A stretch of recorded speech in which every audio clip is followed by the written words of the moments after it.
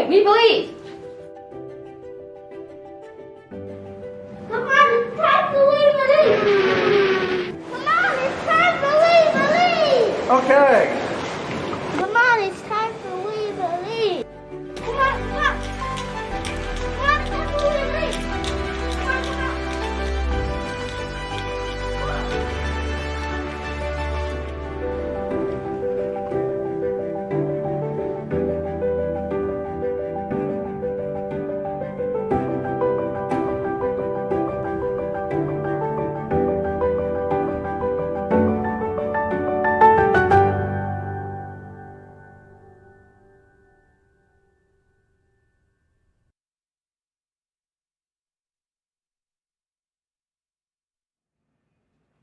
Hello, everyone. My name is Shelley Smith. I'm the chair-elect of YWCA Central Carolinas Board of Directors.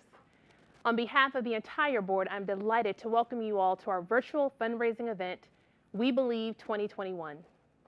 We are coming to your computer screen live from Wonderworld's West End studio. Many of you have attended YWCA's annual We Believe luncheon in the past. We, of course, wish we could all physically be together at the West End, celebrating YWCA's mission and fundraising for our programs. But we are just as excited to be celebrating with you all virtually today. Now, with that said, please do use the chat box to say hello. Let us know you're watching. Before we get started, I want to take a moment to thank some of our wonderful sponsors of this event. YWCA is proud to have Bank of America as our Empower Equity sponsor for this virtual event. We are so grateful to have the bank's long-standing support of our missions and programs. And now, I'll pass the microphone to our friend Charles Bowman, Charlotte Market President for Bank of America. Hello, I'm Charles Bowman, Charlotte Market President for Bank of America. We're proud to serve as the Empower Equity sponsor for the YWCA's We Believe fundraising event. Bank of America is very proud of our long-standing relationship with the YWCA in terms of funding, board service, volunteering, and donation drives. We're especially proud of Samoya Rankin and Christy Gragnani Woods for their service on the board. Kirsten, thank you for all that you and your team have done and accomplished and your continuing commitment to serving women and families throughout our community.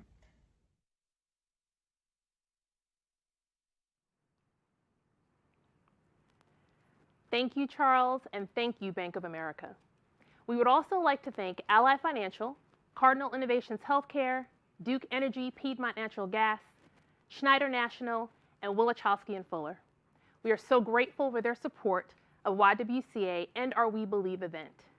We're also grateful to have all of you tuning in with us today, and we know you understand the importance of why we're joining together this evening. First, we're here to celebrate YWCA's incredibly powerful mission to eliminate racism, empower women, and promote peace, justice, freedom, and dignity for all. We're also here today to raise the critical funds necessary to make this mission a reality. By donating today, you provide safe and affordable housing to women and families facing homelessness. You provide literacy programming to children from low-income households. You provide racial justice programming that educates and mobilizes our community.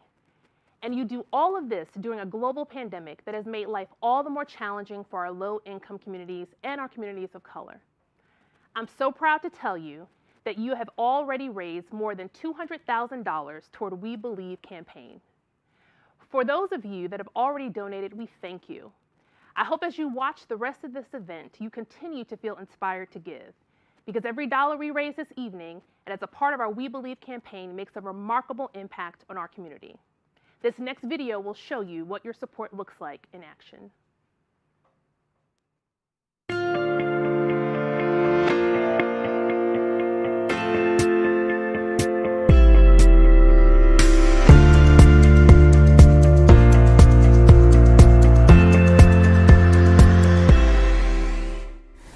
My name is Gwen Forney, and I am a Learning Center coordinator at the Billingsville Elementary site.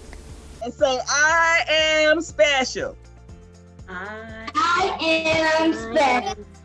I am Jacqueline Hubbard, known as Jackie. I am an assistant coordinator for the Billingsville location YWCA Reading Enrichment Program. We serve young children, kindergarten through 5th grade, helping them to enhance their reading skills. This is Sulway.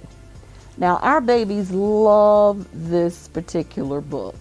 It deals with the various shades that people of color come in. Yes, Suway is a great example to use with the children as we help them explore how they feel about themselves. When I first got it for Christmas, it was my favorite book. Aaliyah is a joy. She always comes excited and ready to be part of the program, just ready to learn and grasp. I go to Villansville Elementary School, and I'm in 1st grade. She's energetic and she's just a joy to serve. We get to do fun stuff like read books, and they love reading books. She has a beautiful smile. She loves answering questions. She's one of the first to raise her hand. Her self-esteem has just grown tremendously. Well, what makes me so confident in class is that I get to have all my friends in class, and it feels like I'm actually inside the building. For Aaliyah, her experience has been amazing. She's open to reading books. Since this whole Zoom, they always do affirmations, just to encourage the kids, letting them know that they're smart, that they're going to go to college, and just really giving them that, encouragement. I just like how, they're just helping us out, like the things I teach Aaliyah at home as far as doing affirmations, just to keep reiterating, how amazing she is, how confident she should be and intelligent, and just to go for it. And some of the things that were mentioned in the book, just letting her know how beautiful her skin is. Without the work that the YWCA and without the work that we're doing and the things that we're doing with kids, so many of them wouldn't envision the greatness that they have in themselves and the great things that they can do, to realize that the sky's the limit. And we're helping them to embrace that so that they can truly have dreams that are reachable. I am just glad to be able to be a part, one tool that can be utilized to help lift children and families. And YWCA has given me that opportunity, and that is just the joy of my life.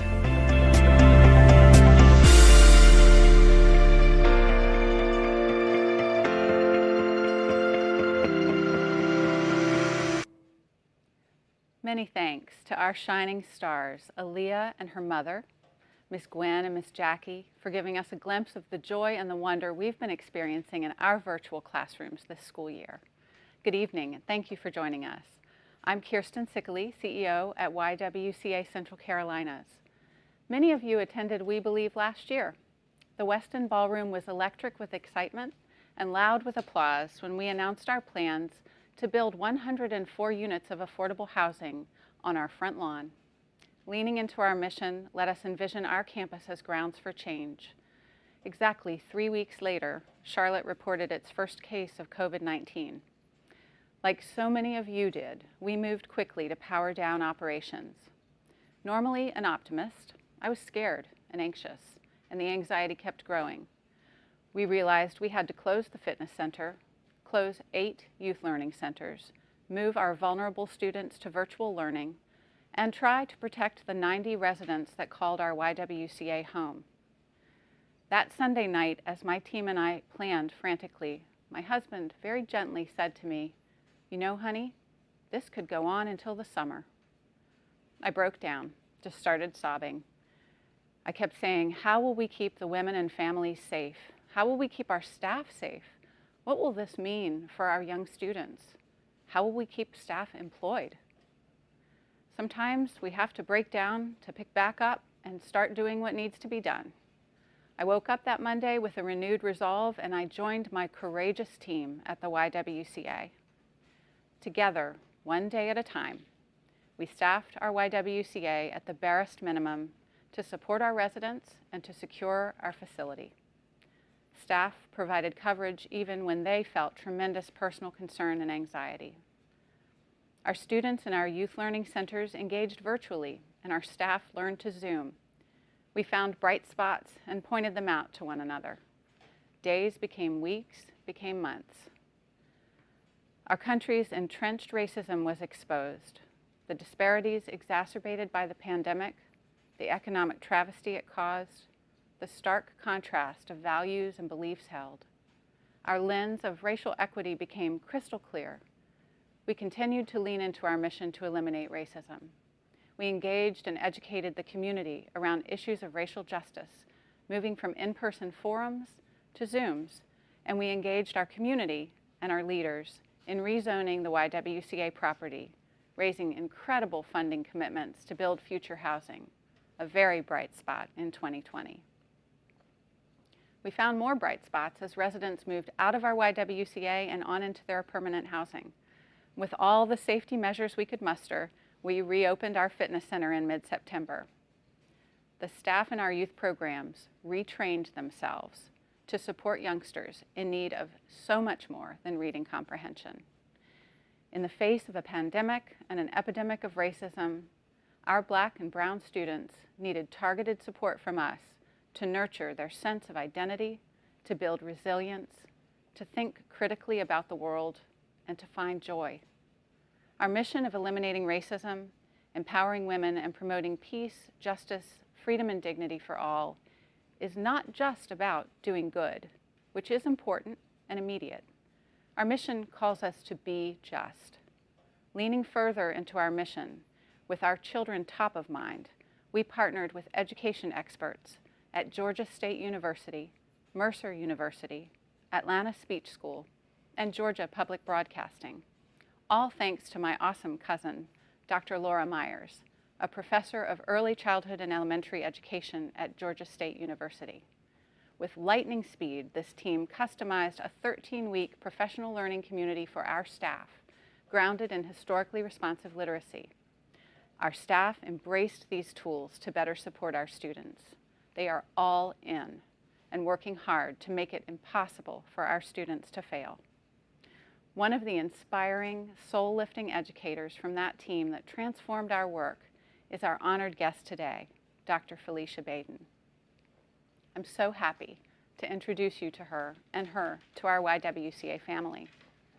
Dr. Felicia Baden is an assistant professor of clinical practice in the Tift College of Education at Mercer University in Atlanta, Georgia. Her research focuses on professional learning communities and teaching for social justice and equity.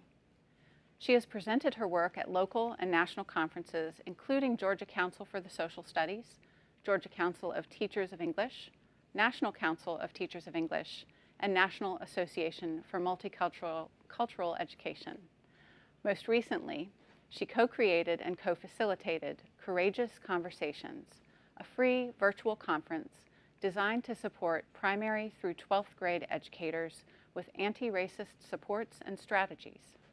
Prior to becoming a teacher educator, Dr. Baden was an elementary school teacher for 8 years and received the honor of 2012 Teacher of the Year at Carrie Reynolds Elementary School in Doraville, Georgia. Please help me to give a warm YWCA welcome to our guest, Dr. Felicia Baden.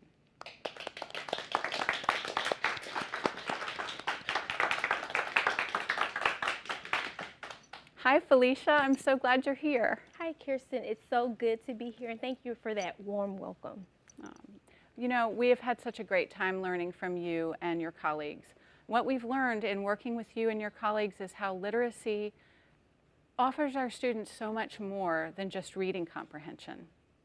Literacy can transform and empower a child. For our guests today, will you talk a little bit about what it means for children to learn through literacy that's culturally and historically responsive? Sure. So through a culturally and historically responsive literacy framework, students develop a stronger sense of their identities through learning about their histories and that of others. And so therefore, they approach learning with more confidence and more joy because they know who they are and they also know where they come from. And so Typically, in a lot of U.S. classrooms, African American history focuses on slavery and the civil rights movement. Those are very two important time periods that our students should learn more about, but that is not all of African American history. For example, we think about the Black literary societies. Many people are unaware of the Black literary societies. These were societies that existed in northern cities like New York, Boston, and Philadelphia.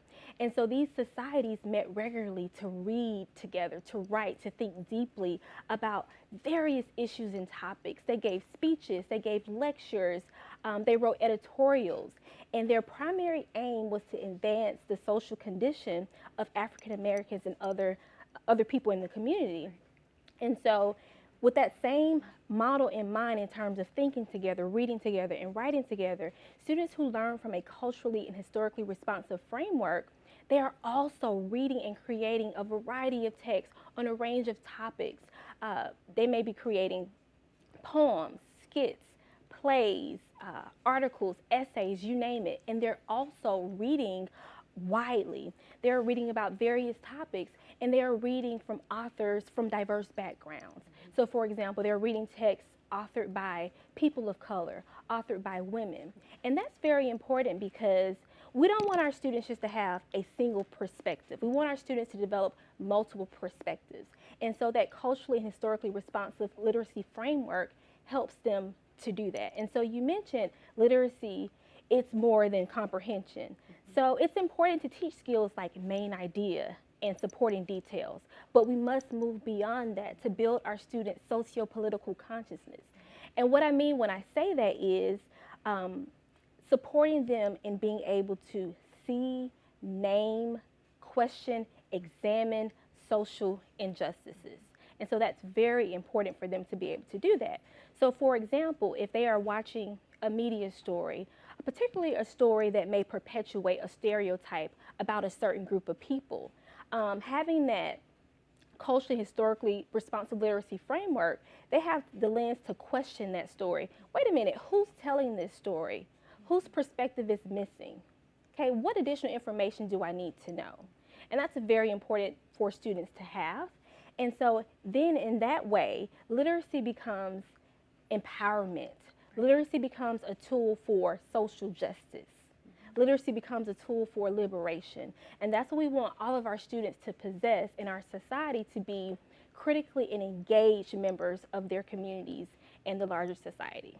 I love it. Well, you know, at the same time our staff was working with you and your colleagues and was engaged in the professional learning community sessions, we were on the parallel track reading that brilliant new book, Cultivating Genius, by your colleague, Dr. Goldie Muhammad. And we learned about the 5 pursuits that she uses as an equity framework for cultivating the genius within each child: identity, skills, and criticality, intellect, and joy. And I know they're all very important, but why is it important for children, particularly children of color, to build their skills in identity and criticality?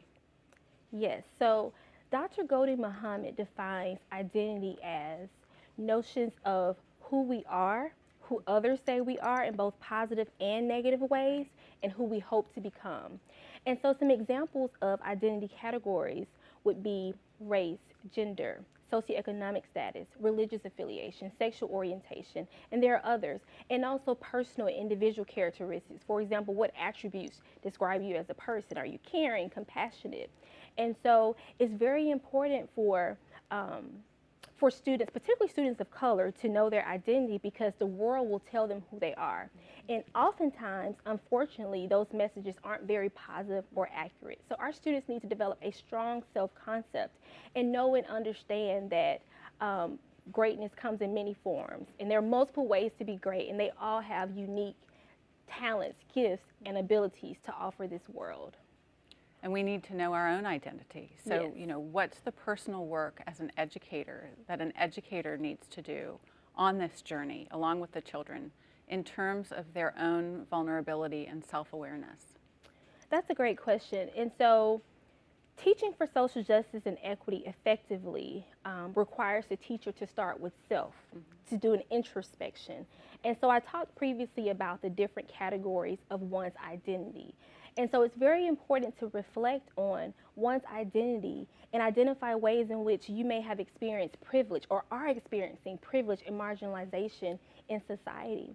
It's also important for educators to examine their own ideologies, biases, assumptions that they bring with them into the classroom. We all hold biases, and that's a part of that vulnerability. We all hold biases, but it becomes problematic when they go unexamined and unchecked. And then also those cultural beliefs, values, biases, they help to shape people's, teachers' perception of students, their families, and the communities in which they live. Those perceptions also influence the types of learning environments and learning opportunities that they create for their students. So that part is very important. And also too, it requires vulnerability for the teacher to acknowledge that we don't have all the answers to the complex social justice issues that are impacting our society. However, we must all remain committed to that ongoing work of personal and professional transformation in order to be that anti-racist and anti-oppressive educator.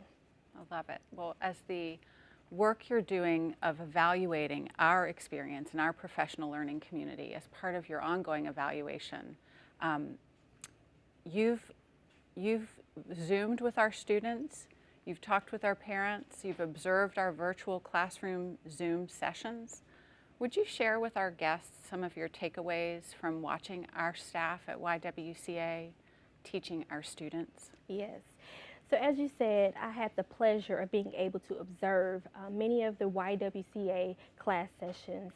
And I have many takeaways, but we don't have time for all of them, but I'll just name some. And so the first takeaway, it was very evident to me through my observations that the teachers have cultivated a very caring and nurturing relationship with the students. And so the students, have been in school all day, and then they come to this after-school program, and it's also virtual. And so instead of jumping straight into the lesson for the day, the teachers start by asking students, how was your day? What did you learn at school today? And you can just tell that it's a very genuine interest in the students. In addition to the teachers being very caring and very nurturing, they also consistently affirm their students' identities throughout the time that they're with their students. And I'll just share a couple of examples with you of that. So one class I observed, there was a student, he had a message on his shirt that read, oh, relax, you're a genius. And the teacher asked, what does that say on your shirt? And he said, genius. And she asked him, do you know what genius means? He said, it means so smart. And she said, that's right, you are a genius. In that same class, there was a student, Aaliyah, who you met earlier, featured in the video. She had a message on her shirt that read, dancer. And the teacher asked, what does that say on your shirt? And she said, and her eyes lit up, just beamed with joy. She was so excited that the teacher was inquiring to know more about what her talents are. And so Aaliyah went on to discuss how she participates in dance competitions and she loves to dance. I've observed other classes where I've heard teachers say, you come from greatness. You come from a legacy of greatness. You matter no matter what society tells you, no matter what you see in the news or in the media. And so I hear teachers constantly affirming students' identities. I also see teachers who are fully invested in creating meaningful and engaging learning environments. They are using multicultural children's texts, and students are really engaged in these texts. They are eager, enthused, and very excited about learning because they see people in texts that look like them and possibly share similar experiences. And they're raising their hands to ask questions, to make connections. And also these texts are helping students to think about various social issues and how they are occurring in our current reality, and to think critically and to also think about how they can function as agents, social change agents. Right. That's awesome. We could talk all day long, but I have to say thank you for joining us, and we get to welcome our President-elect, Shelley Smith, back to the stage.